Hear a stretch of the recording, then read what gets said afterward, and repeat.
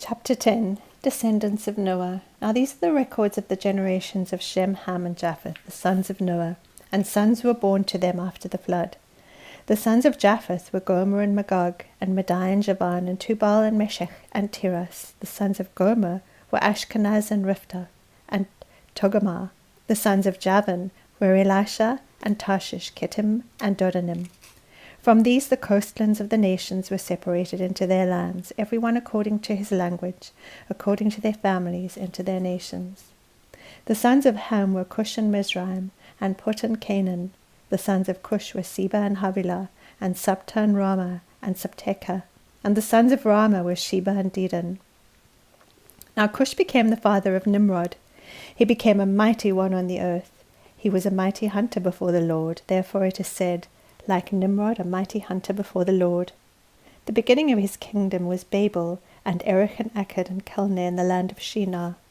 From that land he went forth into Assyria, and built Nineveh, and Rehoboth and Calah, and Renan between Nineveh and Calah, that is the great city.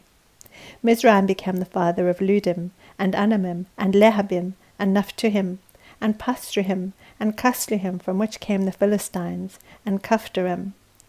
Canaan became the father of Sidon, his firstborn, and Heth, and the Jebusite, and the Amorite, and the Girgashite, and the Hivite, and the Archite, and the Sinite, and the Arvadite, and the Zemorite, and the Hamathite.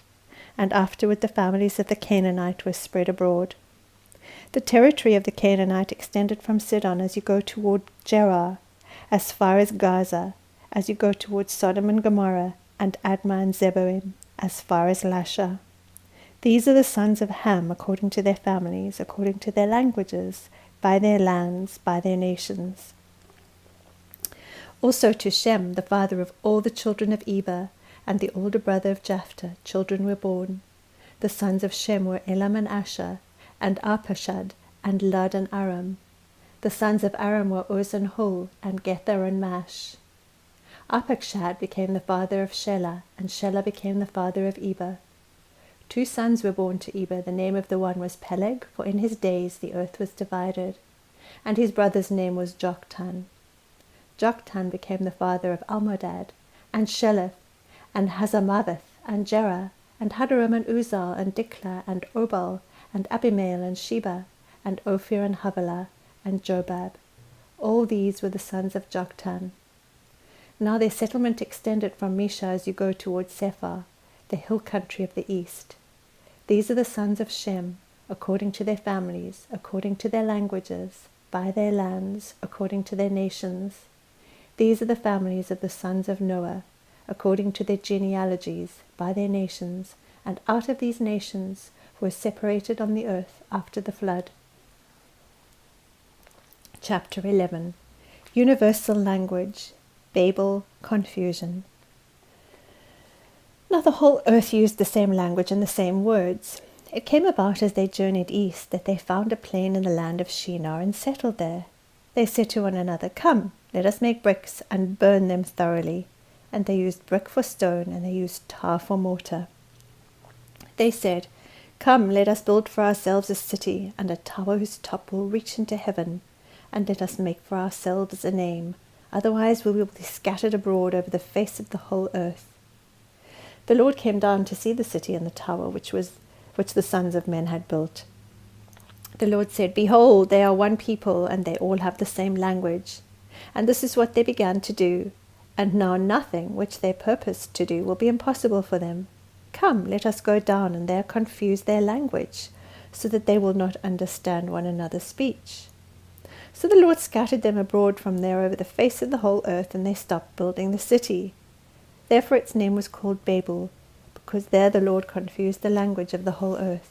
And from there the Lord scattered them abroad over the face of the whole earth. These are the records of the generations of Shem. Shem was 100 years old, and became the father of Arpachshad 2 years after the flood. And Shem lived 500 years after he became the father of Arpachshad, and he had other sons and daughters. Arpachshad lived 35 years and became the father of Shelah. And Arpachshad lived 403 years after he became the father of Shelah, and he had other sons and daughters. Shelah lived 30 years and became the father of Eber, and Shelah lived 403 years after he became the father of Eber, and he had other sons and daughters. Eber lived 34 years and became the father of Peleg, and Eber lived 430 years after he became the father of Peleg, and he had other sons and daughters. Peleg lived 30 years and became the father of Reu, and Peleg lived 209 years after he became the father of Reu, and he had other sons and daughters. Reu lived 32 years and he became the father of Serug, and Reu lived 207 years after he became the father of Serug, and he had other sons and daughters. Serug lived 30 years and became the father of Nahor, and Serug lived 200 years after he became the father of Nahor, and he had other sons and daughters. Nahor lived 29 years and became the father of Terah, and Nahor lived 119 years after he became the father of Terah, and he had other sons and daughters. Terah lived 70 years and became the father of Abram, Nahor, and Haran. Now these are the records of the generations of Terah. Terah became the father of Abram, Nahor, and Haran became the father of Lot. Haran died in the presence of his father Terah in the land of his birth, in Ur of the Chaldeans.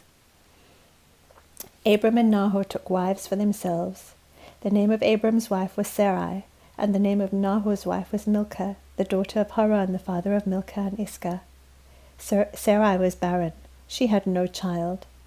Terah took Abram his son, and Lot the son of Haran his grandson, and Sarai his daughter-in-law, his son Abram's wife, and they went out together from Ur of the Chaldeans, in order to enter the land of Canaan. And they went as far as Haran and settled there. The days of Terah were 205 years, and Terah died in Haran. Chapter 12. Abram journeys to Egypt. Now the Lord said to Abram, Go forth from your country, and from your relatives, and from your father's house, to the land which I will show you, and I will make you a great nation, and I will bless you, and make your name great. And so you shall be a blessing, and I will bless those who bless you, and the one who curses you I will curse. And in you all the families of the earth will be blessed. So Abram went forth as the Lord had spoken to him, and Lot went with him. Now Abram was 75 years old when he departed from Haran. Abram took Sarai his wife, and Lot his nephew, and all their possessions which they had accumulated, and the persons which they had acquired in Haran, and they set out for the land of Canaan. Thus they came to the land of Canaan. Abram passed through the land as far as the site of Shechem to the oak of Moreh. Now the Canaanite was then in the land. The Lord appeared to Abram and said, To your descendants I will give this land. So he built an altar there to the Lord who had appeared to him. Then he proceeded from there to the mountains on the east of Bethel, and pitched his tent, with Bethel on the west and Ai on the east. And there he built an altar to the Lord, and called upon the name of the Lord. Abram journeyed on, continuing toward the Negev. Now there was a famine in the land, so Abram went down to Egypt to sojourn there, for the famine was severe in the land. It came about when he came near to Egypt, that he said to Sarai his wife, See now, I know that you are a beautiful woman. And when the Egyptians see you, they will say, This is his wife, and they will kill me, but they will let you live. Please say that you are my sister, so that it may go well with me because of you, and that I may live on account of you. It came about when Abram came into Egypt, the Egyptians saw that this woman was very beautiful. Pharaoh's officials saw her and praised her to Pharaoh, and the woman was taken into Pharaoh's house. Therefore he treated Abram well for her sake, and gave him sheep and oxen and donkeys, and male and female servants, and female donkeys and camels. But the Lord struck Pharaoh and his house with great plagues because of Sarai, Abram's wife. Then Pharaoh called Abram and said, What is this you have done to me? Why did you not tell me that she was your wife?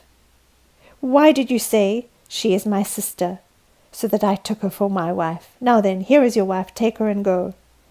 Pharaoh commanded his men concerning him, and they escorted him away with his wife and all that belonged to him.